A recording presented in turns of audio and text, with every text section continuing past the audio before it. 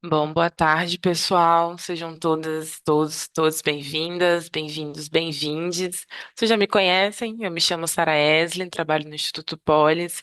Também vou estar acompanhando vocês nesta comunidade de prática, agora a comunidade de prática em desenvolvimento urbano em territórios periféricos, especificamente. Então, como vocês sabem, entre os anos de 2024 e 2025, nós do Instituto Polis, né, com o apoio da GIZ e por meio do Programa Nacional de Capacitação das Cidades, o Capacidades, desenvolvemos o projeto, estamos desenvolvendo, né, o projeto Estratégia de Desenvolvimento de Capacidades, que tem como objetivo fortalecer a relação entre o governo federal e os entes subnacionais por meio do desenvolvimento conjunto de suas capacidades em relação às políticas de desenvolvimento urbano sustentável e integrado.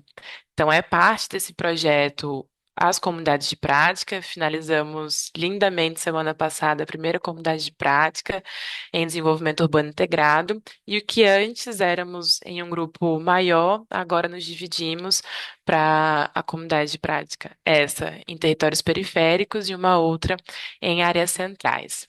Para dar as boas-vindas também a vocês, eu convido Cecília Martins, representando a GIZ, para dar uma palavrinha.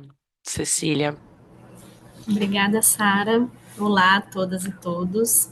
Primeiro, eu queria agradecer mais uma vez a disponibilidade de vocês e entrarem conosco nessa jornada, né, das comunidades de prática para esse curso de capacitação. Ele foi pensado no âmbito da implementação do projeto Cidade Presente.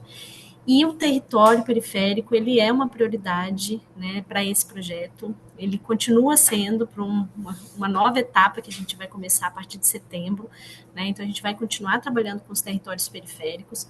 Então, hoje aqui a gente está dando continuidade a um processo que a gente construiu junto com a Secretaria Nacional de Periferias, apoiando o desenvolvimento do programa Periferia Viva. E eu estou muito feliz que vocês estão aqui. Eu tenho certeza que o conhecimento que vocês compartilham, né, nessa comunidade de prática, ele vai servir para aprimorar essa capacitação, né, e uma vez que ela estiver disponível para um público maior, né, ela vai estar imbuída de todo o conhecimento que foi compartilhado aqui nessa troca entre vocês.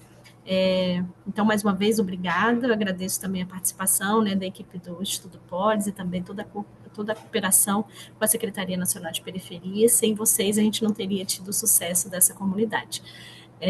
Então, é isso. Obrigada, Sara. Devolvo para você. Obrigada, Cecília. Agora eu chamo o Flávio Tavares para dar um primeiro oi. Daqui a pouco vocês vão conversar um pouco mais com eles, mas Flávio, por favor, Flávio é da Secretaria Nacional de Periferias, está como um dos diretores. Flávio, seja muitíssimo bem-vindo. Dê um primeiro oi para a turma, por favor. Obrigado, Sara. Boa tarde, pessoal. Que bom estar aqui com vocês. 30 pessoas na sala. Imagino que de várias regiões do país. A gente está super feliz nesse momento assim, de estar capacitando, encontrando, trocando ideias com as pessoas que estão na gestão pública pelo país todo, assim, na mais diversidade, na maior das diversidades possíveis dos territórios das gestões públicas brasileiras. Esse é um tema para a gente que é muito caro, né? Um tema, vamos dizer assim, institucionalmente, né? Na estrutura do Ministério novo, né? E a gente, por isso mesmo, tem investido aqui em uma série de estratégias para capacitar, para formar os agentes públicos nessa perspectiva de construção de políticas públicas para territórios periféricos. Esse curso foi muito bem cuidado assim, pela equipe do Instituto Polis, a GIZ, a quem eu agradeço pela parceria, né? E a gente está aqui hoje nessa sessão para dar uma contribuição também e falar principalmente do nosso programa Periferia Viva, uma estratégia mais guarda-chuva, né, dentro dos programas que a gente tem na secretaria, e depois trocar uma ideiazinha rápida com vocês sobre as dúvidas que vocês tiverem, tá? Obrigado, boa tarde a todo mundo. Obrigada, Flávio. Gente, agora eu queria convidar, na verdade, a todos e todos que estão aqui a abrirem suas câmeras para a gente.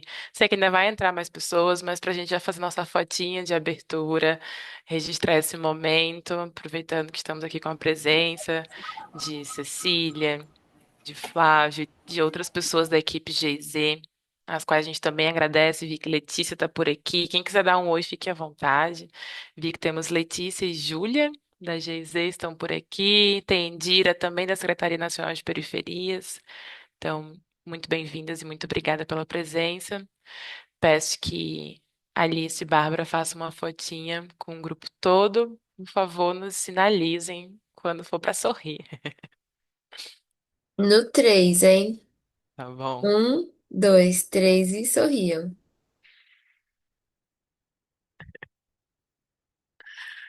Prontinha? Temos? Temos. Então, muitíssimo obrigada.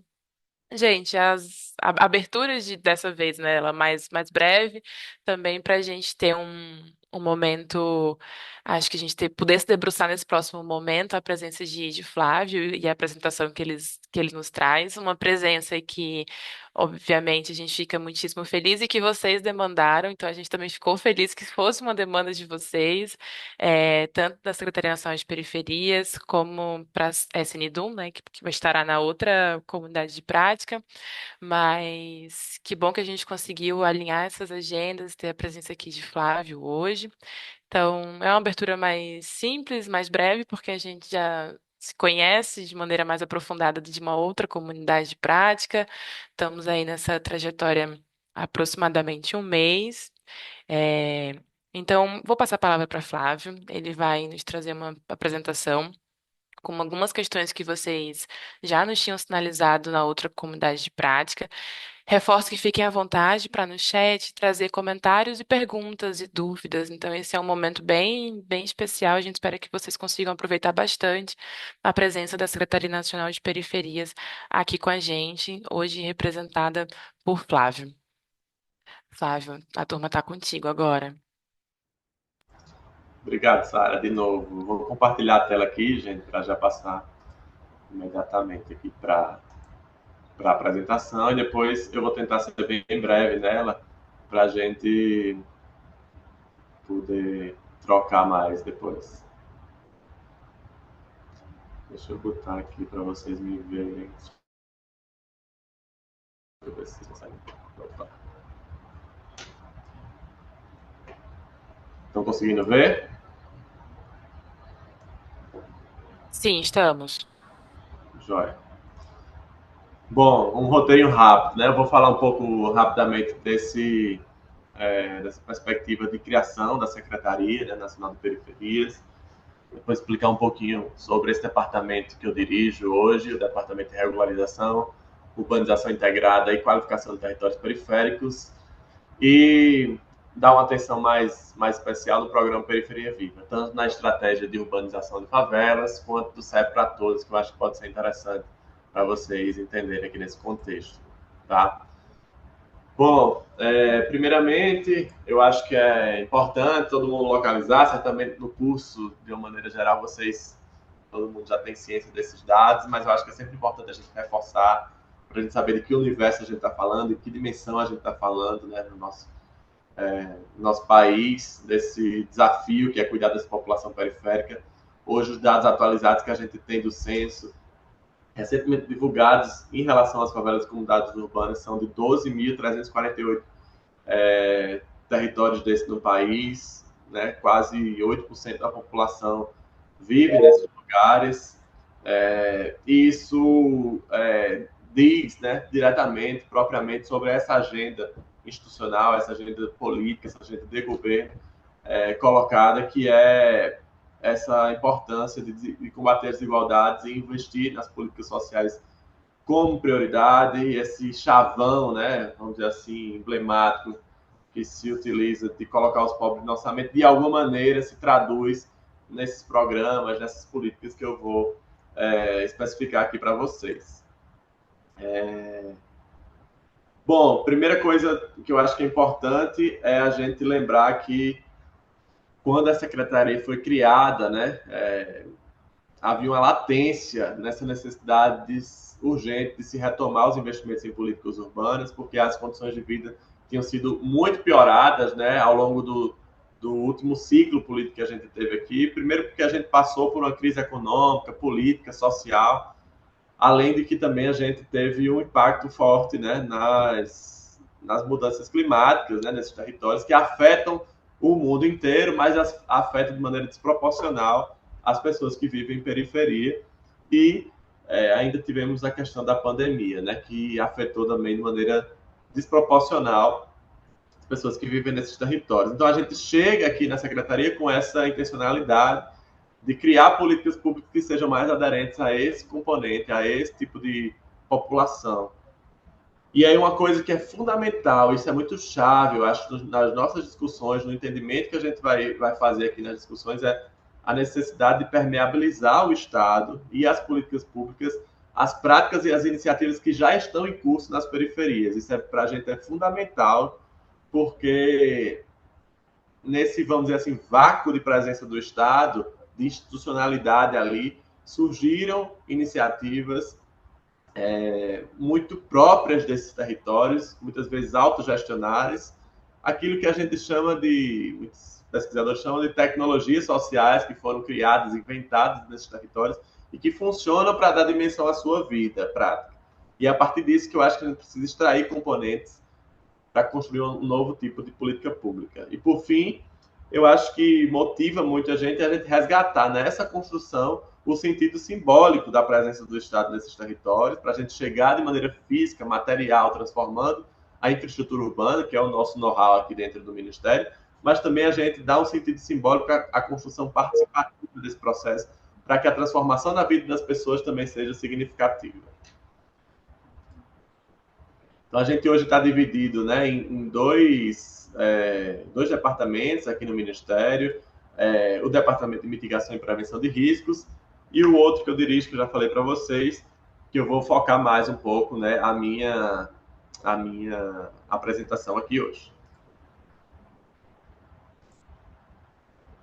Bom, a gente tem para vocês terem uma noção aqui, né, uma gestão de mais de 400 contratos, a gente gera cerca de 19 bilhões de reais só em urbanização de favelas, dos quais 15 bilhões de recurso nosso, né, de repasse do governo federal. E no tema da regularização fundiária, 829 contratos, aí quase 1 bilhão de reais também de REG. Eu não vou me adentrar nesses números especificamente, que eu acho que não é o caso aqui da conversa hoje, mas eu vou entrar diretamente no programa Periferia Viva, esse sim, eu acho que tem muito a gente debater, né? Primeiro aqui, alguns componentes da mudança, né, que esse programa traz, a forma de ver as periferias, né? Isso muda com a chegada do Periferia Viva. E a gente tem esse entendimento de que as periferias não são apenas áreas de vulnerabilidade, isso é fundamental a gente entender. Eu acho que a gente precisa sair dessa leitura que o senso comum, a sociedade de maneira geral tem dos territórios periféricos,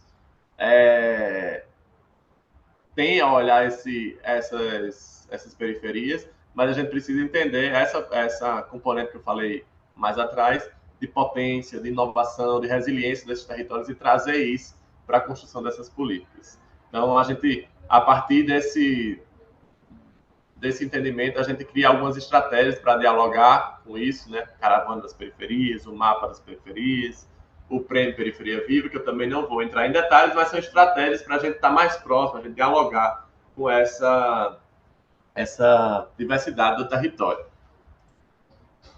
Esse é o mapa das periferias, que eu já convido vocês a darem uma olhada, quem ainda não conhece. Eu acho que é uma plataforma importante, interessante. Muitos desses dados que eu estou falando aqui, eles estão expostos aí. Ele sobrepõe, inclusive, essas camadas, né, as camadas de vulnerabilidade, que o país, né, tão bem se especializou, inclusive, de uma maneira geral, seja na pesquisa acadêmica, pesquisa científica, quanto também na própria gestão pública, em precisar quantificar a vulnerabilidade do nosso país. Mas a gente também está fazendo um exercício de quantificar, de precisar, de qualificar os dados sobre as potencialidades nesses territórios periféricos no Brasil também. Então, convido a acessar mapa das periferias.cidades.gov.br/mapa das periferias. Flávio, fechou isso. Opa, fecharam aí para mim. No final da apresentação eu falo de novo, deixo registrado lá o site. Bom, esse programa, o Periferia Viva, né, enquanto estratégia, enquanto elemento de política pública, ele está institucionalizado, né, dentro do governo. Tem um decreto que foi lançado no ano passado com essa finalidade de reduzir as desigualdades socioterritoriais. E o grande destaque dele é que ele é implementado de maneira integrada, né, pelo Poder Executivo. A gente tem aí um arranjo que eu vou mostrar para vocês de de 17 ministérios que hoje participam disso. E a gente trata das melhorias das condições de vida, de acesso a bens e serviços públicos e das oportunidades, né, de inclusão social e econômica. Eu vou mostrar agora um pouco do desenho dele, né? E ao mostrar o desenho dele, eu também mostro a forma que a gente modela as políticas públicas para as periferias, também deve ter diferenças significativas.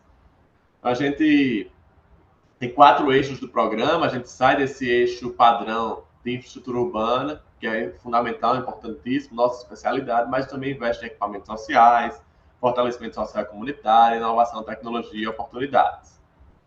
Como é isso, né? Eu acho que essa é uma coisa que talvez alguns de vocês ainda não tenham acompanhado, né, esse modelo, acompanharam esse modelo anterior, o modelo da urbanização de favelas, que o ente público local, né, seja a prefeitura municipal ou o governo estadual, apresenta propostas aqui ao governo federal para urbanização nesses eixos aí, com essas componentes, abastecimento de água, esgotamento sanitário, pavimentação, obras viárias de mobilidade das mais diversas possíveis, né, proteção, contenção, estabilização de solo, recuperação ambiental, construção de equipamentos públicos, gestão de resíduos sólidos, enfim, todo esse rol de coisas que estão aí na tela, a gente financia de maneira integrada, numa mesma intervenção, a possibilidade de se fazer tudo isso.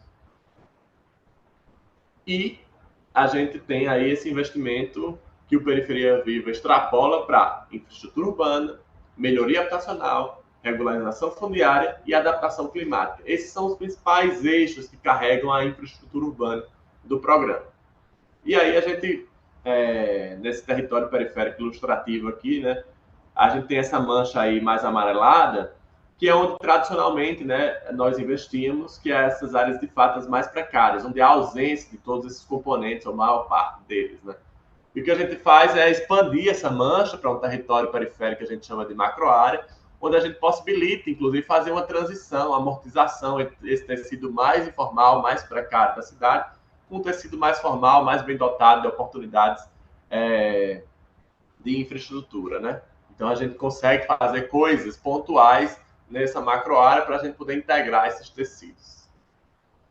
E aí, com o Periferia Viva, a gente articula as políticas públicas mais diversas através dessa presença dos ministérios e através de um componente que eu queria destacar aqui, que é o posto territorial e a assessoria técnica. Esse posto se instala como condição obrigatória em cada uma dessas operações e ali dentro a gente financia a presença de uma equipe de assessoria técnica que vai poder não só construir essa participação, esse processo com o projeto de urbanização, mas também com todas as outras componentes de políticas públicas que o governo federal tem, que possam ser chegadas de maneira integrada nesses territórios. Isso se dá como? Né? Através do plano de ação. O plano de ação é um instrumento novo de financiamento, inclusive é um item de investimento da nossa ação, e que tem todo um processo metodológico, participativo, que vai dialogar com o conjunto dessas necessidades do território e que sobe aqui para a gente depois, para a gente definir as prioridades e como vão se chegar essas políticas públicas dos demais ministérios, casadas, coerentes com o tempo nesses territórios. E, por fim, acho que muda a forma de fazer, né? Isso é importante. A gente tem o mesmo rito, vamos dizer assim, o rito de seleção dessas propostas são sempre baseados dentro do novo PAC, né? Agora a gente já teve PAC 1, PAC 2, agora o novo PAC, que seleciona a urbanização de favelas. A gente está fazendo isso em 59 territórios no país, em parceria com 43 prefeituras, 9 governos do estado, mais de 7 bilhões nesses territórios de periferia. Com a novidade, a forma de fazer, né? É que a gente, justamente como eu abri no começo, precisa construir estratégias que a gente aproxime mais dos entes públicos locais. Né? A gente está lançando mão de uma assessoria técnica central para monitorar, avaliar as principais operações, né? Dentro da rede Periferia Viva, a gente faz essa assessoria técnica. Né? A rede é esse apoio institucional para capacitar, acompanhar os tomadores. A gente tem uma série de organizações da sociedade civil que nos ajudam nisso, tem expertises distintas, né? Não só na área de infraestrutura e desenvolvimento urbano, mas também em outros componentes importantes, como educação, né? Juventude, infância. E a gente faz também uma formação de novos profissionais através de parcerias com universidades públicas, né, nos programas de residências acadêmicas e assessoria técnica que a gente está criando. Isso é muito importante porque a gente fecha um ciclo, né, de avaliação de política, mas também de criação de demanda, de mercado e formação de novos profissionais para isso. E a gente faz caravanas técnicas, né, as caravanas de Periferia Viva vão até esses municípios todos do programa para a gente acompanhar a instalação dos postos do Periferia Viva, fazer reunião com esses tomadores, com a Caixa, com as assessorias técnicas, com as empresas contratadas, quando é o caso, enfim, avaliar a situação de cada um dos territórios. Por fim, gente, já para concluir, eu queria mencionar rapidamente aqui essa estratégia nova, o CEP para Todos, que eu acho que é fundamental, uma estratégia legal para vocês terem conhecimento também.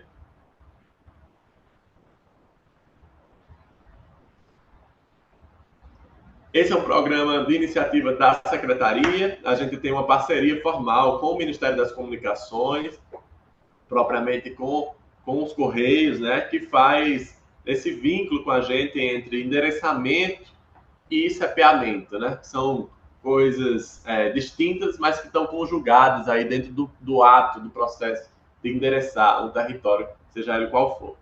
E o endereço é chave, né, para esse processo que a gente está promovendo aqui na Secretaria de promover a inclusão social e esse exercício pleno de cidadania, né? Que é a porta de entrada para diversos outros direitos, né?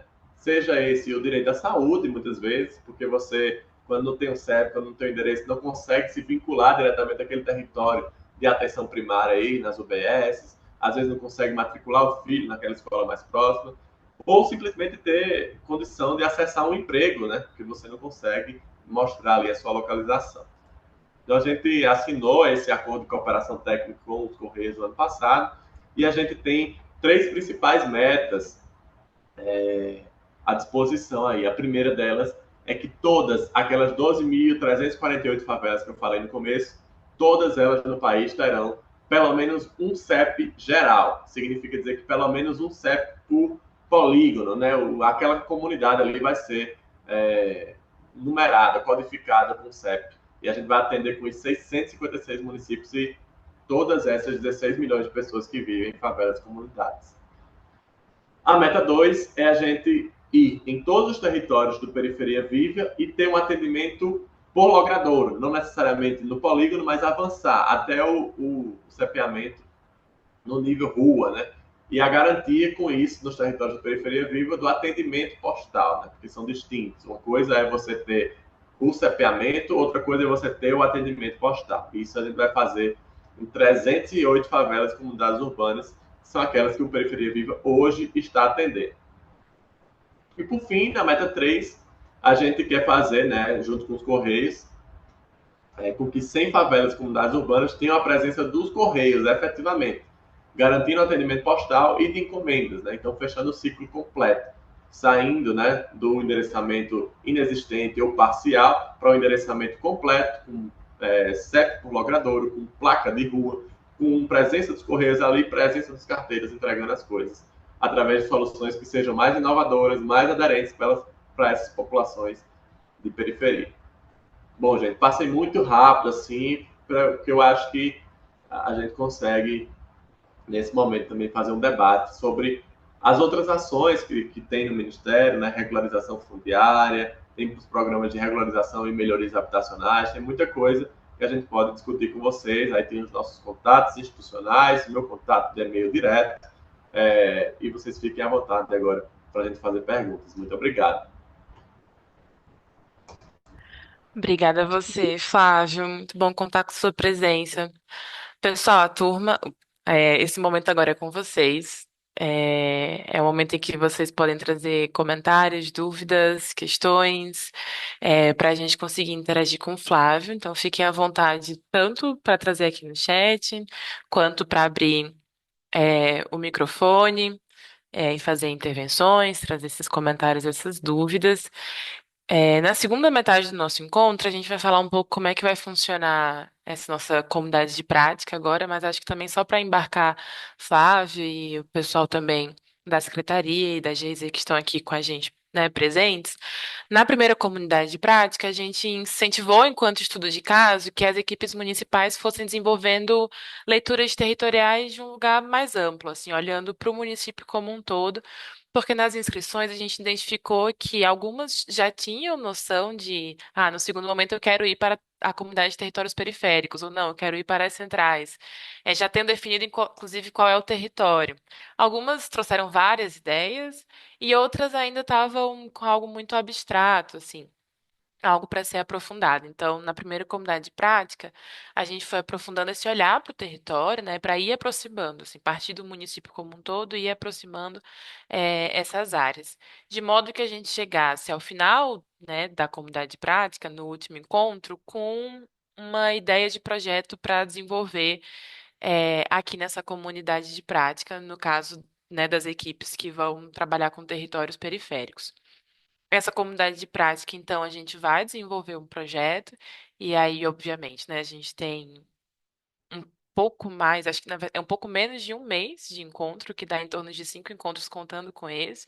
Então, é claro que tem uma série de ações e atividades que envolvem o desenvolvimento de um projeto que a gente não vai conseguir fazer aqui nessa comunidade de prática. Eu acho que o próprio material que Flávio menciona na apresentação, né? Então, o Guia do Plano de Ação Periferia Viva, ele traz uma série de ações que, ao desenvolver um projeto, uma intervenção, a gente tem que estar contemplando, muitas delas, inclusive, falando sobre a participação, né? A participação das pessoas daquele território, não só enquanto. E aí acho que também por isso Flávio fala de uma mudança de perspectiva, né? Não só enquanto consultivas, ou né, os objetos de estudo, ou de onde a gente extrai informações, muito pelo contrário, como protagonistas dessa ação. Eu acho que é uma mudança é, muito que merece o reconhecimento, assim, né? A gente não só mapear os déficits e as vulnerabilidades, mas também mapear essas potências e potencialidades do território e trazendo as pessoas para esse protagonismo, né? Que eu acho que é assim que a gente consegue realmente transformações territoriais que zelam, né, pelo bem viver, enfim, pelo direito à cidade, pelo cuidado com todas, todos e todes, né? Mas estou fazendo um pouco desses comentários para também embarcar todo mundo de que nessa comunidade a gente não chega, obviamente, no nível de profundidade de um projeto, né, com todos os desenhos, não só técnicos, mas também o desenho de plano de ação e das ações e de como financiar e etc. A gente não chega nesse nível de detalhe, mas a gente está aqui o tempo todo estimulando esse espaço de troca e eu acho que construindo essa ponte de diálogo mesmo. Eu acho que quando a gente pensa nessa comunidade de prática, o que a gente tem como horizonte, né, o mais proveitoso dela e realmente a transformação que a gente provoca é conseguir criar esse tipo de ponte direta, né, entre as equipes municipais e o Ministério, a Secretaria, a GIZ, entre os municípios também. Acho que ter esse canal de diálogo. Mas queria agora ouvir um pouco da turma, pessoal. Acho que agora vocês podem trazer comentários, dúvidas, questões. Acho que tanto mais gerais, assim, então, com base no que Flávio traz e nos apresenta, mas também acho que se tiverem já questões mais específicas e pontuais, quiserem falar um pouco do projeto que vocês escolheram para desenvolver, eu acho que o momento é bastante esse, assim, da gente começar com essas trocas. Oi, Gabriel. Pode falar, já pode abrir o microfone. Aí se apresentem, nem todos vocês estão com de que município vocês são, né? Então se apresentem com o nome de qual município vocês falam. Pode falar, Gabriel. Oi, boa tarde. Tudo bem? Vocês Boa me ouvem? tarde. Sim, Tá legal. Bom, eu sou do município de Campinas, interior de São Paulo, e eu queria fazer uma pergunta para o Flávio, trazendo o nosso caso específico aqui, tá? A gente está trabalhando nessa comunidade de prática, Flávio, com um território periférico aqui de Campinas chamado Jardim Bassoli. O Jardim Bassoli ele tem uma característica de vulnerabilidade, como eu acredito que seja comum a todos os territórios que a gente vai trabalhar aqui. E, nesse caso, ele foi objeto do Minha Casa Minha Vida, lá em 2010. Foi, se não me engano, foi o primeiro empreendimento Minha Casa Minha Vida aqui de Campinas. Ele está nessa primeira leva, né, digamos assim, dos empreendimentos Minha Casa Minha Vida do programa. Então, ele vai ter essas características que acho que a gente pode dizer que marcam essa primeira leva, que tem a ver com esse início do programa também. Então, problemas construtivos, aquelas questões de muito distante do centro da cidade, dificuldade de acesso a serviços, empregos, problemas de infraestrutura e tal. Tem uma outra característica aqui também, nesse caso, que ele já foi contemplado uma ou duas vezes com orçamentos do governo federal, via Caixa Econômica, para a execução de trabalhos técnicos sociais. E nesse último trabalho técnico social, que se iniciou em meados de 23 e foi concluído no final do ano passado, o ponto positivo é que foi reunido, esse movimento reuniu o que a gente aprendeu a chamar aqui de GIP, né? Que é o Grupo Institucional do Poder Público, que é um item de exigência, inclusive, da política federal, né? Para esse tipo de financiamento. E aí, mesmo após a conclusão do trabalho técnico-social, esse grupo, esse GIP, continua reunido e a gente está até hoje então, fazendo reuniões constantes com a comunidade, tentando dar conta aí das diversas demandas, porque é uma situação bastante complexa.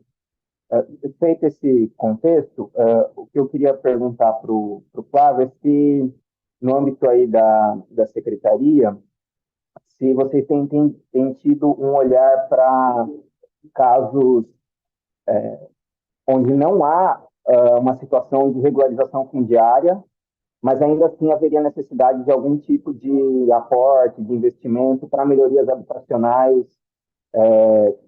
Estou falando aqui melhorias habitacionais tanto pensando na unidade, né, no apartamento, como no condomínio. Assim. A gente fez uma consulta aí para o programa, recentemente, para o programa Periferia Viva, mas a gente entendeu que esses recursos haveria necessidade de ter alguma questão de regularização fundiária para acessar esses recursos, né, no projeto. E daí, então, no nosso caso, no Jardim Bassoli, a gente não estaria contemplado, porque não há regularização fundiária a ser feita ali. Tem melhorias urbanísticas, previsão de equipamentos públicos, melhorias de infraestrutura e também a necessidade de melhorias nas unidades e nos condomínios, né? Desculpa, me alonguei demais, mas achei importante dar esse contexto. Obrigada, Gabriel. Flávio, pode responder enquanto outras pessoas se manifestam Tá. aqui. Então, Gabriel,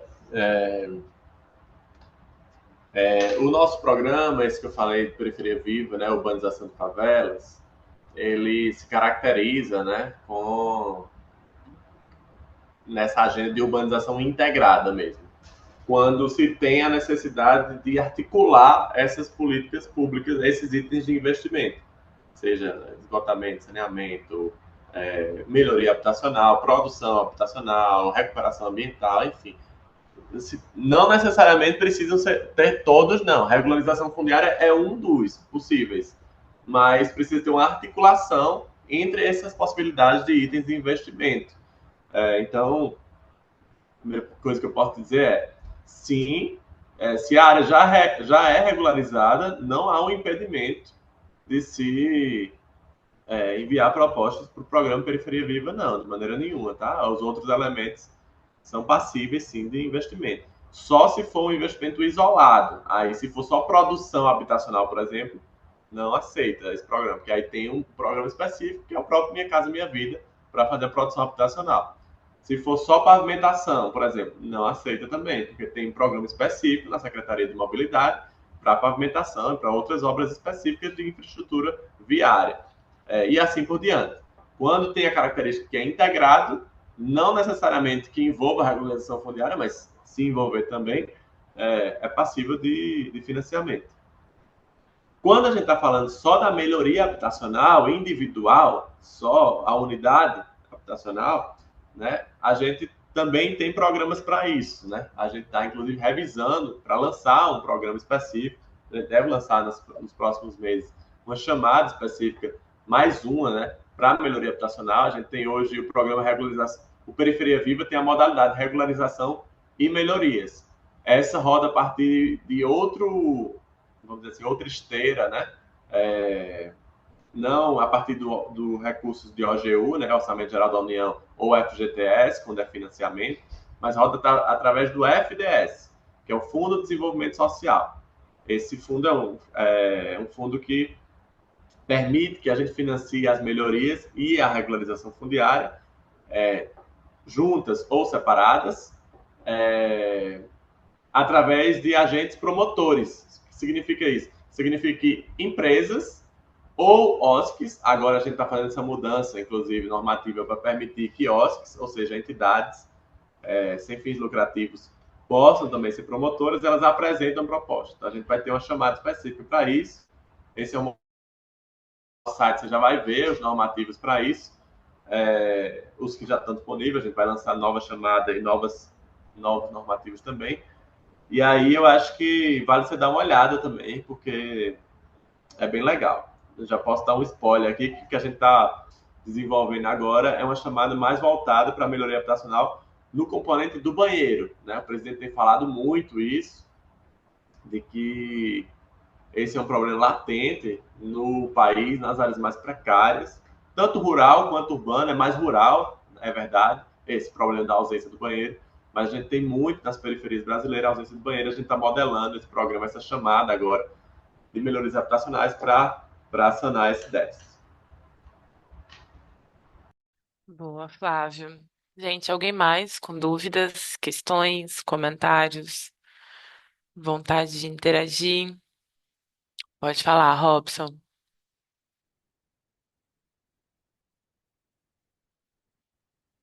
Só abre o microfone. Isso. Vocês estão me ouvindo? Sim, te ouvimos. Sim, eu estou falando aqui no microfone porque acho melhor para a gente interagir, né? É o seguinte, eu queria fazer uma pergunta sobre o seguinte. Recentemente nós participamos de algumas oficinas com o pessoal dos territórios periféricos, né, do Ministério das Cidades, sobre a questão da introdução das soluções baseadas na natureza nesses projetos, né, que seriam, vamos dizer assim, transversal a todas as intervenções, ou seja, desde a produção da edificação, usando componentes das SBN em escala do lote, teto verde, parede verde, jardim de chuva, etc., até os projetos maiores, mais estruturais, recuperação de cursos da água.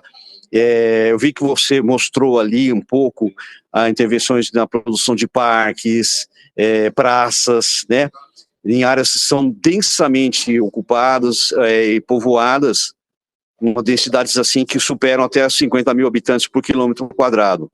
Então eu queria que você traça um pouco mais nessa questão, essa é uma dúvida que eu tenho, porque a gente imagina que isso sempre seja transversal a todos os setores. Por exemplo, eu sou do departamento de resíduos sólidos, né? Então eu vou pensar nos ecopontos, na questão da coleta, mas ao mesmo tempo vou pensar na introdução desses elementos verdes, né, vegetais, nesses equipamentos, assim como habitação, pessoal de sistema viário, etc. Então essa é uma pergunta ou provocação que eu queria fazer para você, meu querido.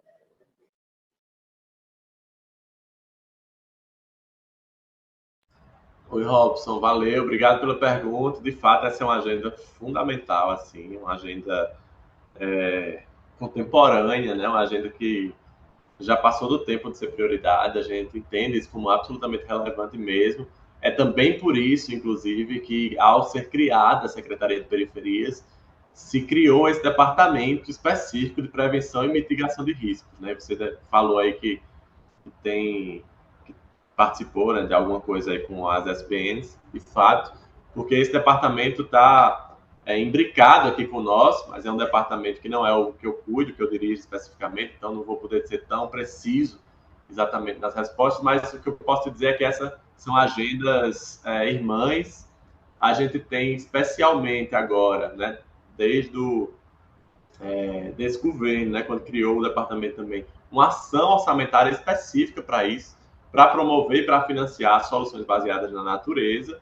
É, Essa ação orçamentária, inclusive, está gerando, foi lançada agora, na semana passada, no evento que teve com o vice-presidente da República, presidente em exercício, um edital chamado Periferias Verdes e Resilientes, em parceria com o MMA, vocês podem acessar e já está disponível. É um edital que foca justamente na implementação de soluções baseadas na natureza, através de OSCs. As OSCs são proponentes dessas soluções. A gente vai ter alguns pilotos, prototipar essas soluções em alguns territórios vinculados a essas macroáreas do programa Periferia Viva, que eu falei para vocês. Então, está aberto aí, recomendo que olhem também isso. Mas isso também é transversal, como você falou, né? E a gente tem no próprio manual da ação de urbanização de favelas, né?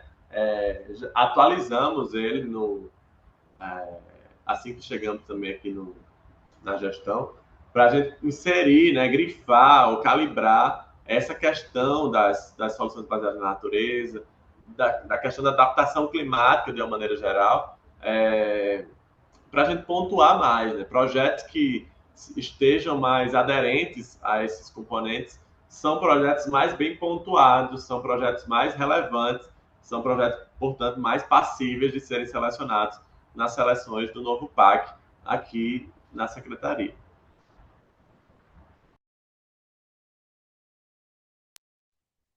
Obrigada, Flávia. Não lembro se Robson falou, mas ele é de Santo André. Não sei se ele tinha chegado a comentar. Quem mais, pessoal? Que mais? Quais mais questões, dúvidas, comentários? Vocês estão me ouvindo? Sim, eu pelo menos eu não tô te É, vendo. Deixa eu te não, é encontrar. Virgínia. Eu só vou no áudio. Sobre a Semplan, Terezinha. Você falou o novo PAC, né, Flávio? As inscrições de 2025 já se encerraram, né? Vai ser escolhido agora nesse mês de junho. Esses projetos que você citou agora seriam para o PAC de 2026, né? Nessa movimentação aqui da comunidade prática, acredito que essa informação vai chamar bastante atenção, né, da sua secretaria, né, porque hoje em dia a batalha é você saber de onde é que tem fontes de recursos para você investir na sua cidade, né, e aí eu só queria ter essa certeza, o PAC que você se refere já é para o próximo ano, não é isso?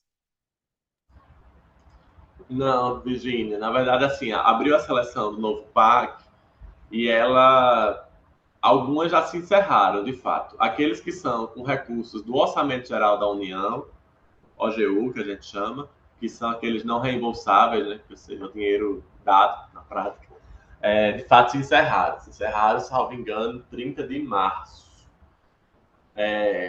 A nossa seleção do Periferia Viva, a gente tem aqui uma seleção de contenção de encostas que teve OGU. A do Periferia Viva, do urbanização de favelas, ela está em fluxo contínuo. Então, você pode apresentar proposta a qualquer tempo. Inclusive, está aberto lá no Transfere Gov. Se você tiver proposta, você pode apresentar. E a gente vai fazendo, assim, de tempos em tempos, né, anúncios. Ok, obrigada. Então, a gente deve anunciar aí em breve, nas próximas semanas, as primeiras propostas que já apresentaram. Né?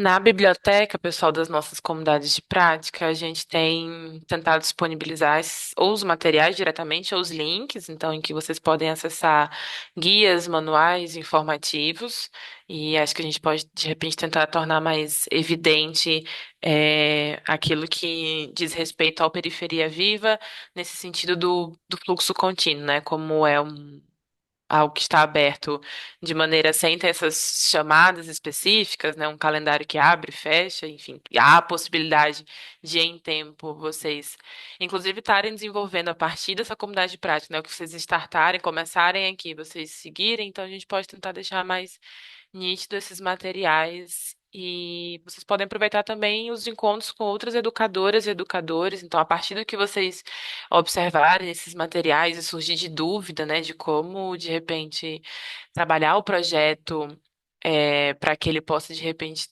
concorrer ou, enfim, ter alguma chance né, de ser contemplado, a gente pode também estar incorporando essas dúvidas aqui na comunidade de prática. Júlia, Oi.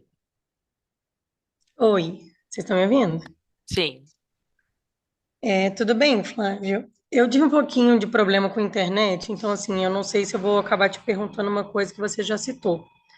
Mas eu queria saber duas coisas que eu vi que há pouco tempo o Ministério das Cidades, junto com o Ministério do Meio Ambiente, acabou lançando o edital de periferias verdes resilientes. Mas eu, na hora que eu fui tentar entrar e ter acesso, eu acho que era só para a sociedade civil, né? Não acho que era para o poder público. Queria saber se tem alguma forma, algum outro programa parecido, dependendo, porque a gente já tentou Periferia Viva 2025, mas a gente achou muito legal esse que fosse, que é parecido, né? Mas de uma forma já voltada para a parte sustentável. E uma outra coisa que o projeto que eu inscrevi para a gente desenvolver nesse curso foi sobre bairros ideais para crianças. Eu queria saber se tem algum programa, alguma coisa que você indica que eu podia me basear. Eu já sigo a Urba 95, já estou meio ligada, em algumas plataformas que incentivam, mas eu não sei se o Ministério das Cidades teria alguma indicação ou algum edital também.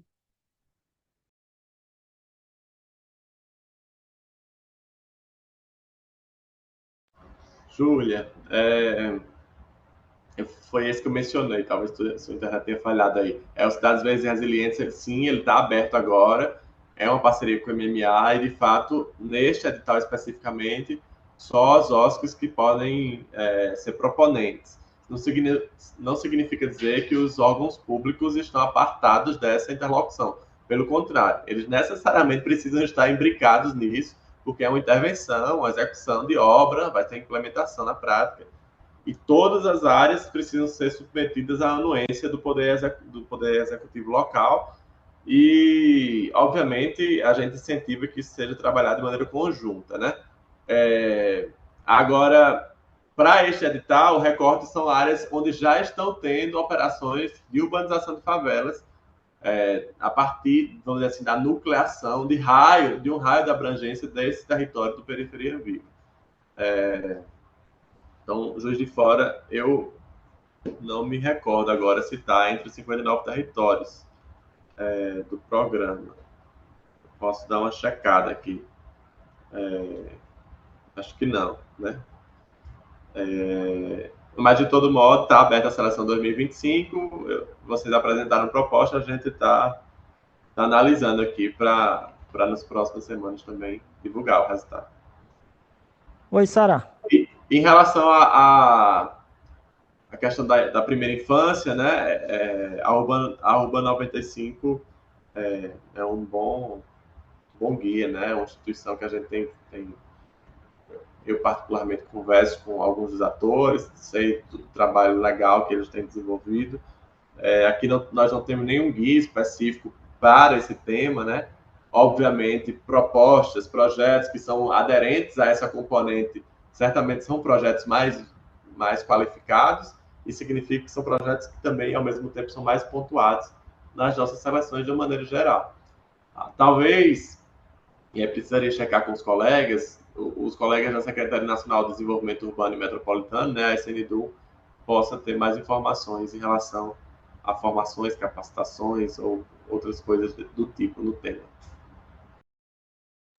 Obrigada, Flávio. Acho que quem ia falar era o município de Santana. Isso. Olá, boa tarde, tudo bem? Tudo bom? Uma dúvida só, a questão dos recursos da OGU. Como município, acho que você, Sara, fez uma visita aqui no nosso município, na urbanização de favela. O município foi contemplado, não foi você? É uma moça parecida com você. Não fui eu, não. Só que o município foi contemplado. O Ministério da Cidade fez a visita no município. Só que aí a gente esbarrou na questão de projeto, acho, para finalização de um projeto de saneamento. E a questão também porque o nosso recurso não foi aprovado pela OGU, foi de FGTS, eu acho esse nome. E aí eu gostaria de saber se esse projeto nosso que a gente está elaborando, para essa mesma área, que é uma urbanização para integração com o nosso porto, Porto de Santana.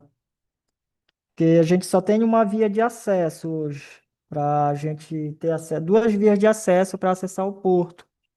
E a gente está tendo essa dificuldade na questão de mobilidade urbana. E aí, essa comunidade, ela está localizada na frente da cidade, no Porto de Santana. E aí, a urbanização, o projeto seria para abertura de vias de acesso, melhoria de acesso também para o porto e também de urbanização para essas famílias que residem ali, porque eles não têm esgoto, não têm água tratada, tem vários obstáculos, né? Não tem posto de saúde próximo. E aí seria para essa área. E eu gostaria de saber se é pelo recurso pela OGU ou se é pelo FGTS, eu acho, se eu não me engano o nome. Ou se teria algum problema também, que nem o colega colocou agora há pouco, se já foi contemplado no Periferia Viva, né? Urbanização de favela, e se teria algum problema a gente cadastrar a mesma área no projeto. Eu esqueci seu nome, colega. Maicon, Michael. Michael, é, quem teve aí, parece com Sara, foi Júlia. Era diretora aqui na época. Eu lembro dessa situação aí, dela ter relatado. Foi uma proposta que foi selecionada, sim, na seleção passada do Periferia Viva. É a comunidade do Ambrósio, não é isso? isso mesmo. É uma proposta de 99 milhões, 719 mil de financiamento aqui por parte da gente. Mas eu até pedi para a Indira, que é da nossa equipe que está aqui, dar uma checada aí nos status, mas até onde eu sei, vocês não contrataram ela ainda, né? Não tem lei autorizativa. Não sei se você tem mais informações sobre por que não houve a contratação ainda, né? Mas, inclusive, vinculada a essa operação, a gente tem 490 unidades habitacionais do Minha Casa Minha Vida, né? São mais de 73 milhões de reais Isso. também para isso. Assim, eu não tenho informação de que foi contratado, né? Mas eu creio que paralisou por conta do recurso, que seria do FGTS. Não Uhum. seria da OGU, né? Eu não sei se foi isso que esbarrou. É, exatamente. É o FGTS, essa seleção. Vocês foram selecionados em FGTS. Obrigada, Flávio. Mas É, só uma dúvida, não teria problema de cadastrar essa mesma proposta, só que ela é diferente. Não seria todo aquele levantamento de retirada de casas para as pessoas receberem habitacional, mais na questão de mobilidade urbana, de acesso, vias de acesso, saneamento básico. Não, Teria? você pode apresentar propostas novas a qualquer tempo agora, como eu falei, é fluxo contínuo a seleção. Se vocês têm aí no município interesse em fazer uma proposta com valor menor, para poder pegar um financiamento menor, Sim, encaixe mais na realidade de vocês, não tem problema não. tá ok. obrigada, gente. Temos mais dúvidas, questões? Não estou vendo mais pessoas inscritas. Eu tenho uma, Flávio, queria ouvir vocês quanto a isso, assim, nesses processos de, por exemplo, no Periferia Viva, né? Você falou que o fluxo de submissão de propostas ele tem sido contínuo, assim. Quais são os possíveis, assim, além dos canais oficiais, tem alguma outra forma da gente, dos municípios, por exemplo, enfim, né, das quem estiver submetendo a proposta, conseguir tirar dúvidas mais pontuais, mais específicas, enfim, ter um diálogo mais aproximado? De repente, para isso, assim, né? Para aumentar essas chances de contemplação, digamos assim, tem um canal mais direto? A gente tem no site colocado o maior número de informações possíveis lá. A gente também está dando uma atualizada na própria plataforma do mapa das periferias. Agora, acho que nas próximas semanas vai ter também novas abas lá que vão incluir algumas questões sobre periferia viva. No próprio Transferigov, vocês podem acessar aí as formas, né, vamos dizer assim, mais burocráticas de como inserir cada uma das propostas e tal. É, e, enfim, se nada disso for suficiente, vocês podem entrar em contato direto mesmo. Tem os nossos canais, tem o e-mail do Ministério, aqui da Secretaria, tem o e-mail do nosso departamento, tem contatos telefônicos. No momento, especialmente, a gente está sem contato telefônico, porque a gente está em mudança aqui de prédio, mas vocês podem anotar os e-mails, né? Eu coloquei lá, snp.depe@cidades.gov.br. Esse é o direto do departamento. Posso botar aqui no chat também, ou Indira, se puder colocar aí, digitar. E tem o snp.gab, G-A-B, @cidades.gov.br também. Tá ótimo. A gente também pode compartilhar, se for tranquilo para vocês, a apresentação que você trouxe. Acho que também, normalmente, a turma pergunta se vai ficar disponibilizada. Então, vocês compartilhando com a gente também compartilha com a turma. Tá bom. Vi que a Indira colocou aqui no e-mail. Gente, temos mais intervenções, comentários, questões? Eu, Eu tenho Sara, uma. eu vou ter que Olha, sair agora para outra tá bom, agenda, mas a Indira vai continuar aí também, se vocês tiverem dúvidas, enfim, tá as outras bom, partes da sessão aí, tá bom. ela vai saber responder tanto quanto eu. Muitíssimo obrigada, Flávio. Que bom a gente pôde estar com você aqui. É, E aí a gente segue com a Indira, então. Obrigada. A gente vai Muito trocando. obrigado, gente. Boa tarde a todo mundo. Tchau, tchau. Boa tarde. Indira, seja bem-vinda. Você já estava por aí acompanhando a gente. Quer se apresentar, trazer um pouquinho da sua experiência, só para a turma te conhecer? Vi que você também vai acompanhar a nossa comunidade como um todo. Então, se apresente, por favor. Oi, boa tarde a todos. Eu sou Indira, arquiteta, trabalho no Ministério das Cidades como analista de infraestrutura há bastante tempo. Já passei pela habitação, já passei pela SNTUM, que antes tinha outro nome, e estou na Periferias agora, na coordenação de urbanização. Então, responsável pela, né, parte da seleção do novo PAC, acompanhamento das contratações anteriores, enfim, e assessoria para assuntos diversos, né? Acompanhando os cursos, enfim, esse tipo de coisa. Então, a gente está bem acostumado a lidar, né, com os entes, tomadores, as dúvidas. Então, a gente está um pouco para isso mesmo, assim, sabe, para fazer as coisas andarem, os contratos que estão começando desenrolarem. E eu acho que tem uma coisa legal desse curso, que é poder preparar os entes para apresentarem novas propostas, né? Considerando que agora a gente tem esse FGTS que está contínuo, ou seja, não tem um prazo, né, estabelecido, a gente vai selecionando conforme as propostas vão chegando e conforme as propostas, né, como o Flávio falou, forem mais aderentes, com mais elementos que fazem, né, relação com as diretrizes do programa, mais a gente tem incentivado, né?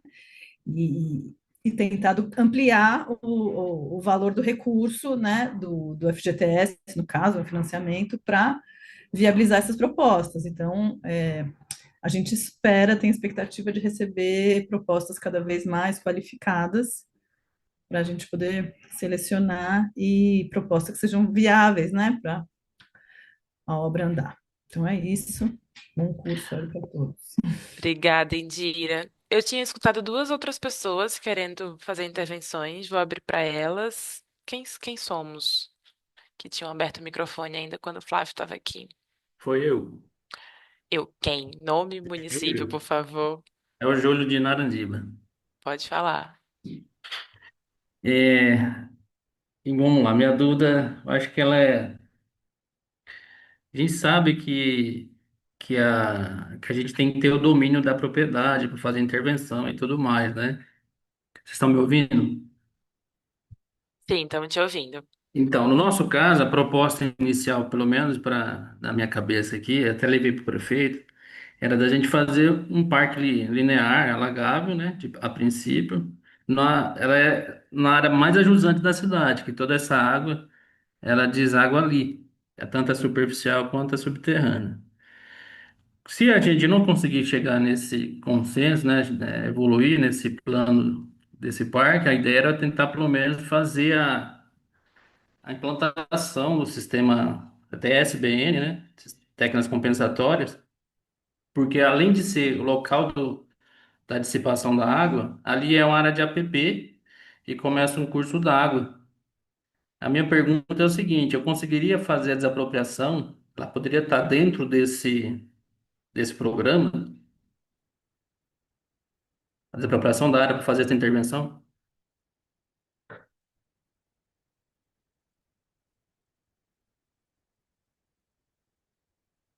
Tá Oi, fech... Júlio, tudo bem? Eu- É o seguinte, a portaria 32 e também tem uma portaria, eu estava aqui pesquisando o número que fala de regulação fundiária, estabelece vários instrumentos que são anteriores ou auxiliares à questão anteriores ou alternativos à questão da desapropriação.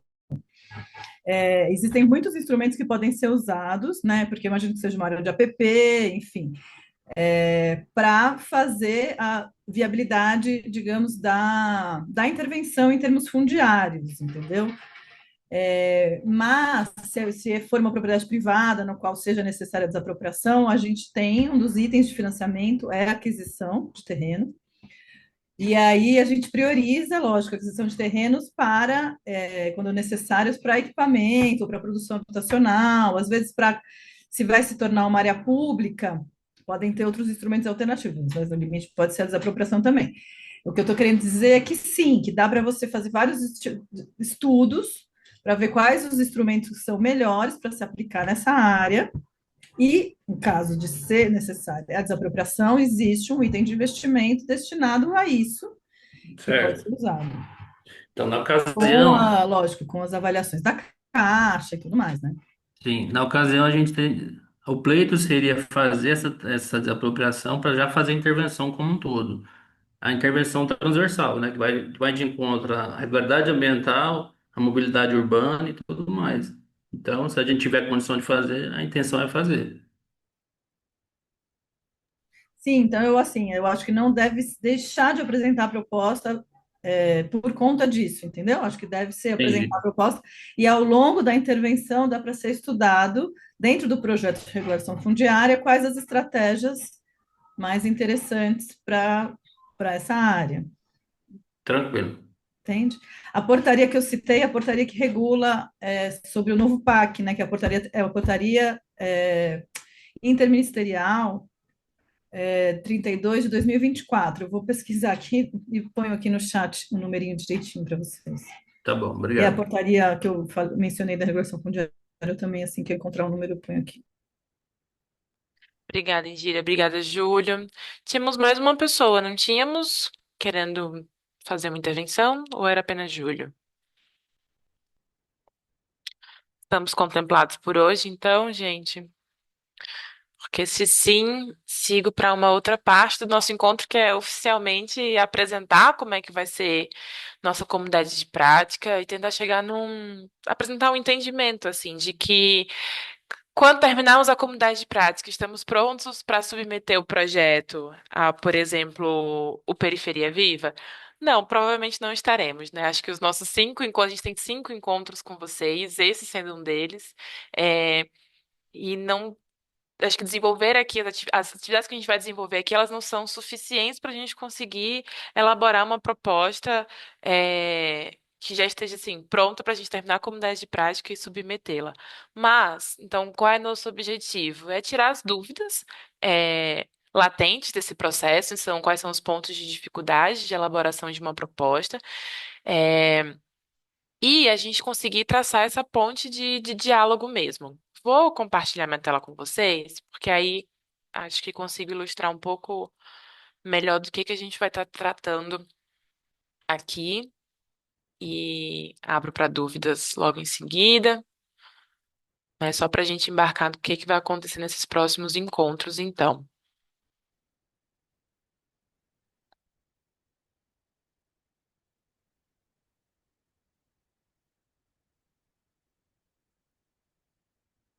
Vou tirar aqui.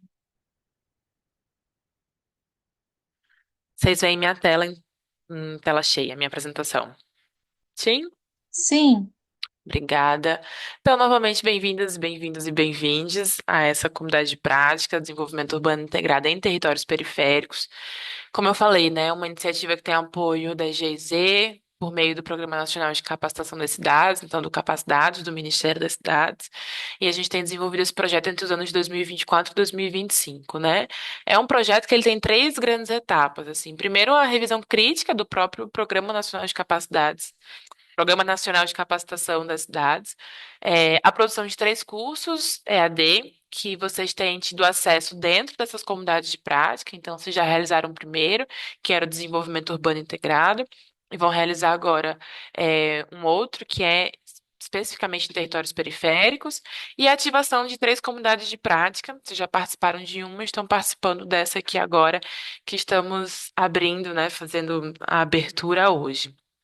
É, Quais são os nossos objetivos, né? Nessa comunidade de prática, a gente quer qualificar de maneira teórica e também prática a atuação de agentes públicos para a promoção do desenvolvimento urbano integrado, especificamente em periferias.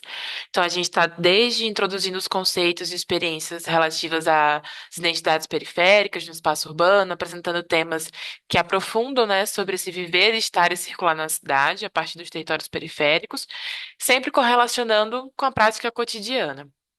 Então, aqui a gente tem o objetivo de constituir uma comunidade de prática enquanto espaço permanente de debate e articulação, retomar reflexões, conceitos e argumentos e ferramentas que estão apresentados no nosso curso assíncrono, promover exercícios que utilizem, então, tantas informações e dados sistematizados por vocês, né, para que a gente consiga estruturar esses projetos voltados a iniciativas concretas e propiciar, então, um espaço que seja de debate com os especialistas convidados, né? Esses são os nossos grandes objetivos. Como que vai funcionar essa comunidade de prática agora, né? Então, a gente tem os encontros síncronos, então eles vão ocorrer semanalmente. Essa semana especificamente, a gente tem dois encontros, então a gente tem um hoje e um na quarta-feira. E aqui a gente tem esse momento, então, de aprofundamento temático, né? A ideia é que vocês troquem entre si, né? Então, entre as equipes municipais, e possam dialogar com os educadores e educadoras convidados e convidadas, como foi o caso hoje de Flávia e de Indira. Então, vão ser momentos assim muito importantes para dar o tom de o nível de aprofundamento que a gente vai chegar nessa comunidade de prática, né? Então, dependendo da participação de vocês, da interação de vocês, dos comentários e dúvidas trazidas, que a gente consegue, ao longo dos encontros, chegar no nível de aprofundamento maior. Então, a participação de vocês é essencial. A gente tem um curso assíncrono, e ele é a base conceitual e técnica dessa comunidade de prática. Então, a gente tem um curso que é composto por três módulos, totalizam 8 aulas. Esse curso também tem uma apostila e um conjunto de questões que o acompanha. Vocês vão ter acesso pela plataforma Redos, então quem ainda não acessou, peço que acessem. A gente vai utilizar, né, vai continuar utilizando a plataforma Redos, mas agora essa comunidade de prática tem uma nova página, né? Então vocês não vão ter as informações na mesma página que a gente estava trabalhando na comunidade anterior. Ela tem uma página específica, né? Então, comunidade de prática, desenvolvimento urbano integrado em territórios periféricos. Vocês vão ver que ela é uma nova página dentro da plataforma. E vocês receberam um convite para se inscreverem, né? Aceitarem um convite para participar dela. É onde a gente vai disponibilizar todos os materiais e também é onde a gente vai interagir. E nós vamos também desenvolver, então, um estudo de caso, né? Aqui, nessa comunidade de prática, o estudo de caso ele vai ser um projeto concreto de fato. E como a gente falou na comunidade anterior, as equipes chegaram aqui com níveis de maturação, de aprofundamento, de refinamento da ideia muito distintos, né? Então, não tem como a gente garantir que todo mundo vai chegar num nível de projeto urbanístico pronto para submeter, por exemplo, no Periferia Viva. O que a gente está querendo pactuar de que todo mundo aqui consiga chegar, minimamente, é o partido de um projeto urbanístico. O que que a gente aqui está chamando de um partido, né?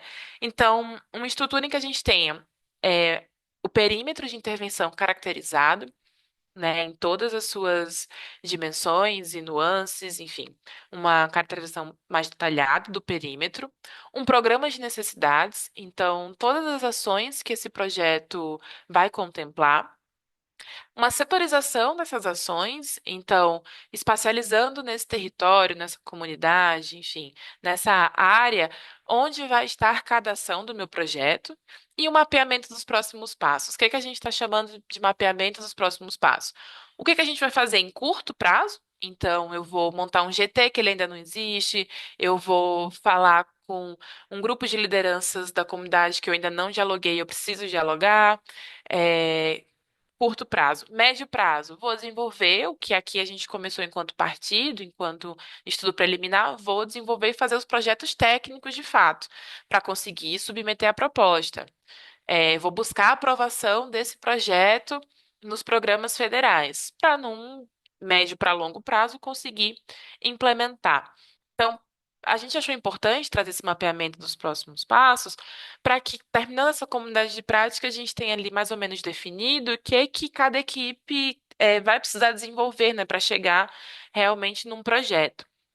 Entendendo que é isso, a gente tem 5 encontros, é um prazo corrido, ele é apertado, tem uma série de atividades que idealmente devem ser desenvolvidas, né? Tanto no sentido participativo, então, de desenhar isso coletivamente, né? De produzir isso coletivamente com os moradores, moradoras, com os atores que atuam no território, enfim, com uma série de atores, agentes envolvidos que a gente não tem como desenvolver isso nesses 5 encontros. Então, estamos aqui tentando nos comprometer com apoiá-los no desenvolvimento de um partido de projeto urbanístico. Talvez alguns de vocês já tenham isso.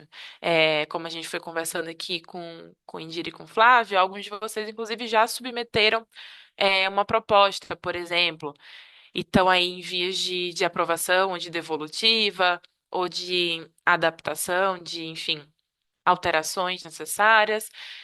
Vocês também podem trazer isso para cá. Acho que esse também é um lugar para a gente ir colhendo essas dúvidas de como adequar, de como alterar a proposta para que ela esteja o mais qualificada possível, para, em um horizonte, conseguir alcançar um financiamento. Mas eu acho que tentando atender um pouco essas dúvidas que vocês trouxeram de qual é o nosso horizonte aqui na comunidade de prática, vamos minimamente todas as equipes chegar num partido de projeto urbanístico. Algumas equipes talvez consigam ir além, talvez já estejam além, mas acho que esse é um bom combinado coletivo para que a gente, ao final dessa comunidade de prática, tenha minimamente ali o que que a gente quer fazer, que projeto é esse e quais são os próximos passos. O que que a gente tem de calendário?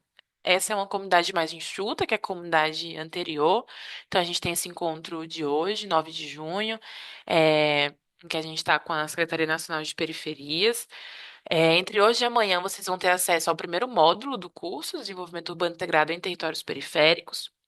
11 de junho, né, quarta-feira, a gente tem um encontro ao vivo com Betânia Boaventura. E aí, lembre-se, né, Betânia, especialista em temas como espaço público, mobilidade. Então, também uma pessoa para a gente dialogar, né, sobre essas dimensões dentro dos projetos de cada um e cada uma aqui presentes. 16 de junho, né? Então, no início da próxima semana, vocês têm o módulo 2 do curso. 17 de junho, a gente tem um encontro com Clarissa Freitas, e aí Clarissa, com uma vasta experiência, estando na universidade, mas trabalhando diretamente com os territórios, do Ceará. Então, uma vasta experiência em processos participativos, né, na construção coletiva de propostas, no desenvolvimento de projetos. É uma pessoa que pode apoiar bastante as dúvidas, que surjam, tanto em relação a como mobilizar e engajar, mas também como desenhar, né, como desenvolver esse projeto no território. É, 23 de junho fica disponível para vocês o módulo 3 do curso. 25 de junho a gente tem uma terceira imersão com Daniel Montandon, também educador que vocês já tiveram contato na comunidade de prática anterior. E a ideia é que a gente chegue então no dia 2 de julho, nosso último encontro ao vivo, com vocês apresentando esses partidos de projeto urbanístico, né? Então aqui vai ser muito a gente da equipe Polis, com vocês, equipes municipais, mas também todos os nossos convidados das secretarias, da GIZ, enfim, pessoas interessadas em ver o resultado dessa jornada. No dia seguinte, a gente pede que vocês depositem na plataforma esse caderno, né, de partido, de projeto. É, Aqui, muito retomando, deixa eu ver se é isso mesmo, isso. Muito retomando, então, qual o conceito de desenvolvimento urbano integrado que a gente tem trabalhado, né?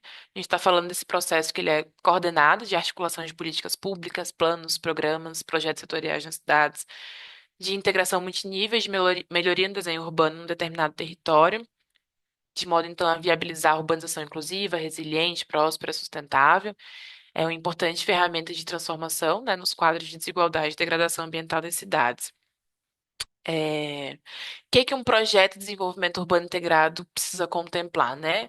A caracterização do território, identificando os desafios e potencialidades. Então, esse primeiro item nós chegamos a desenvolver na comunidade anterior.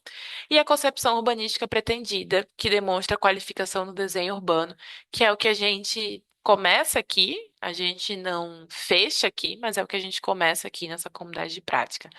Essas outras etapas, então, estimativas de custos, formas de financiamento, planejamento de implementação, são etapas em que a gente vai estar dialogando. Então, vocês podem trazer dúvidas relativas a essas dimensões para as nossas educadoras e educadores.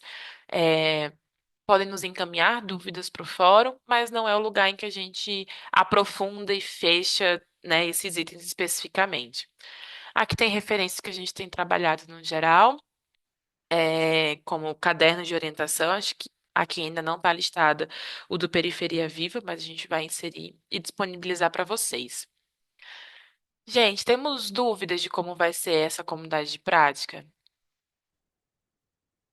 Estamos bem em relação ao andamento do trabalho? Se sim, eu vou só parar de compartilhar minha tela para compartilhar de novo.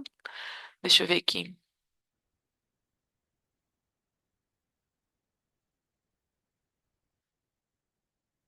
Deixa eu ver as dúvidas. Chilena, a gente vai checar isso. Não sei o que está acontecendo com os formulários, mas vou checar isso para vocês. Uma outra informação importante: quem ainda não tinha conseguido enviar o estudo de caso da comunidade de prática anterior, a gente vai estar fazendo um levantamento, né? Estamos fazendo já de todo mundo que já enviou, de todo mundo que a gente já tem o material, já tudo certo. Para essas pessoas, a gente vai enviar uma confirmação. Para quem estiver com pendências, então ainda não recebemos o estudo de caso, por exemplo, a gente também vai escrever pedindo que seja enviado. Então, a gente também vai trazer uma resposta para vocês dando esse ok, ou então indicando o que está pendente ainda.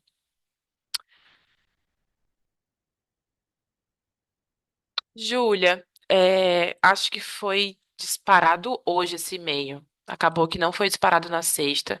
Então, a avaliação da comunidade de prática, se não está conseguindo visualizar ainda, acho que acredito até hoje vocês vão conseguir visualizar. Quem estiver enviando por e-mail sem problema nenhum, a gente está recebendo e vou pedir que, enfim, tanto eu, se for eu, como as meninas, à medida que forem identificando, a gente vai respondendo vocês, dando um ok. É, Simone, confesso que o que a gente pensou foi que o material, né, enfim, a comunidade de prática de territórios periféricos e de áreas centrais, ele ficasse disponível para as pessoas respectivas dessas comunidades. O que vai acontecer é que, quando terminar essas comunidades, então, ao final desse momento que estamos tendo, os cursos, né, todos os cursos que a gente tem desenvolvido, então, desenvolvimento urbano integrado, depois desenvolvimento urbano integrado em áreas centrais e em territórios periféricos, eles vão ficar disponíveis na Escola Virtual do Governo. Então, em alguma medida, vocês vão ter também acesso ao material dos cursos. Das comunidades de prática, a princípio, não. Sim, é para estar lá, Júlia, na aba Biblioteca. Isso mesmo. Vou só mostrar aqui rapidinho também como que está o caderno de estudos de caso dessa comunidade e um pouco como é que está a página da iniciativa. Só um instante.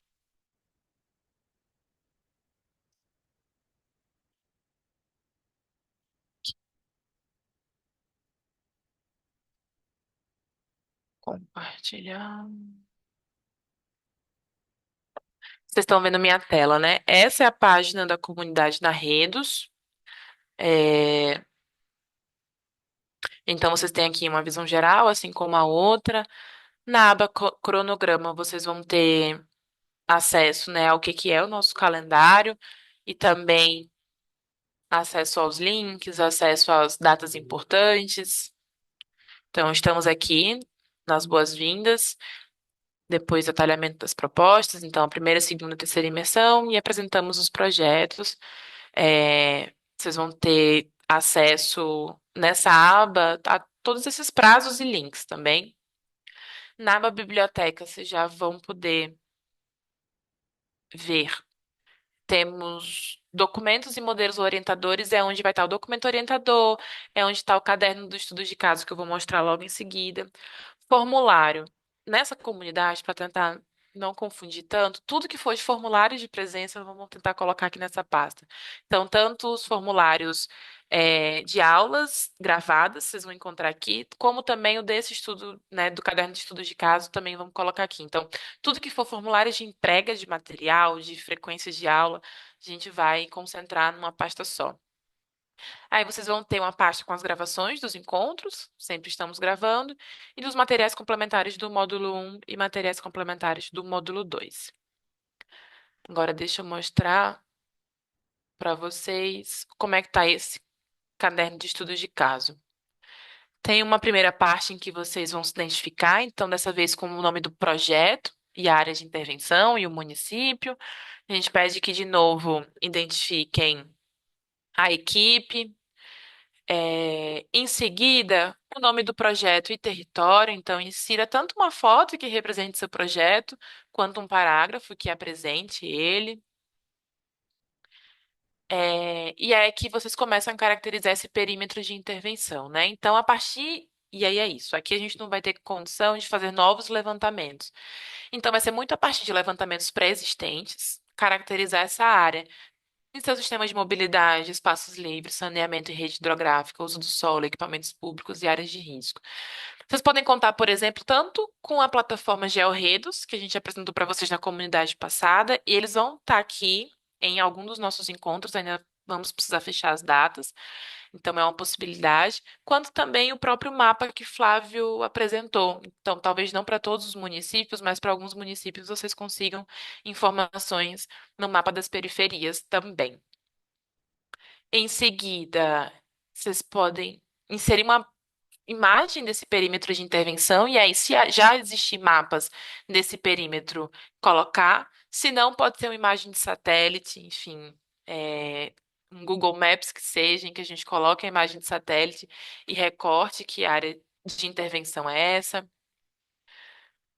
Mapas temáticos, então, quais são os levantamentos temáticos que já foram feitos, né, que já existem? Colocar os mapas temáticos, um mapa de problemas e potencialidades, então, nessa área que estamos trabalhando, né, desse projeto, como estão distribuídos os problemas, como estão distribuídos espacialmente as potencialidades.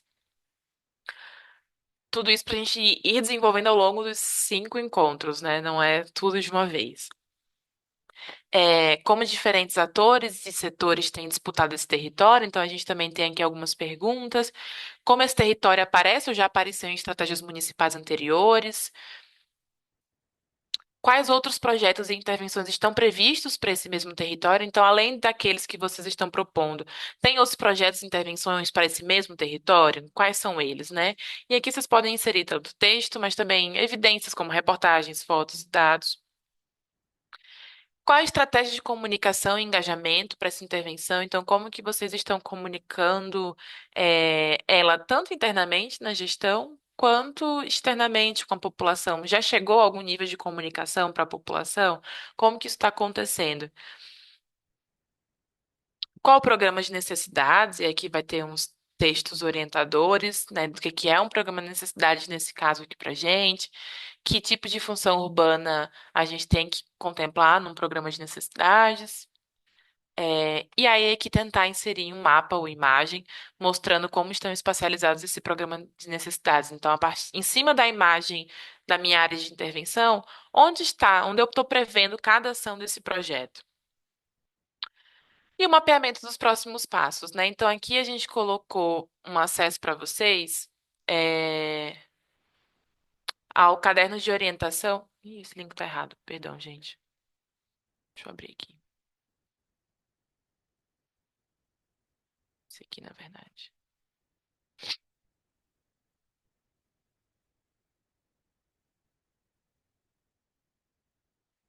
A gente colocou um link para vocês terem acesso ao guia do Plano de Ação Periferia Viva. Indira, se tiver algum outro documento que seja mais instrucional, né, enfim, em termos de passo a passo de como elaborar uma proposta, pode compartilhar com a gente que a gente inclui aqui, por favor. Porque a ideia é que, uma vez que a gente não vai conseguir dar conta, né, de deixar esse projeto pronto para submeter na proposta, mas quais são os próximos passos? Então, é um pouco disso que a gente vai elencar. Então, a partir desse guia, né, desse manual, a gente vai olhar para o que que a gente já conseguiu desenvolver e quais são nossas ações de curto, médio e longo prazo e conseguir listar elas, de modo que a gente chegue aí numa síntese de um partido urbanístico. É isso, a gente não chega num projeto pronto para submeter a uma proposta, mas a gente chega num partido urbanístico minimamente e num desenho de é, futuras etapas. Sara, Oi, eu ia Indira. sugerir, eu estou procurando aqui a portaria da seleção do FGTS, porque lá está dizendo quais os documentos mínimos que tem que ter para apresentar, então eu acho que é uma referência para vocês também já se prepararem, né? Porque o mínimo é isso, a gente tem que ter a concepção geral da intervenção, essa é uma peça super importante, mostrando no mapa tudo que vai, todos os itens de investimento que vocês pretendem, né, requisitar, tanto no território periférico como todo, como na área de intervenção, precisa ter uma área de intervenção, um território periférico, isso tem que estar já referenciado, listando os equipamentos, as intervenções, as obras, enfim, o trabalho social, tudo que precisa, unidade habitacional, e um QCI, né, entre outros documentos, é um QCI que vai dizer que é o quadro de composição de investimento que vai ter. Então, vocês têm que ter uma certa maturidade já para saber quais são os itens e uma estimativa de valores, entendeu? Então, esses são o mínimo para poder submeter a proposta, né? Eu vou colocar o número da portaria ali da portaria. Como só está aberto a seleção do FGTS, eu vou colocar a portaria do processo seletivo contínuo do FGTS. Os critérios são bem parecidos tanto para o AGU quanto para o FGTS, então vocês se preparando para o AGU, para o FGTS, abrindo uma seleção AGU, né, no futuro, não sabemos, mas vocês podem submeter mais ou menos ao mesmo critério, os mesmos, né, os mesmos requisitos e as mesmas indicações, mas eu vou deixar isso do FGTS, que é o que está aberto no momento. Maravilha, Indira. Muitíssimo obrigado. Então é isso, pessoal. A gente fez um pouco desse esforço de tentar respondê-los de aonde a gente chega com essa comunidade de prática. Então, na síntese é essa. Não chegamos num projeto, mas chegamos numa proposta de partido, o que é uma peça, enfim, é uma etapa importante para no futuro conseguir submeter uma proposta. Temos dúvidas? Júlio, sem problema, acho que não tem questão. Deixa eu só checar se a gente conseguiu anotar qual o projeto de vocês de Narandiba, que aí eu consigo checar já isso com você. Se puder me indicar aqui no chat qual o projeto que vocês vão estar desenvolvendo agora nessa comunidade de prática, agradeço. Deixa eu ver aqui.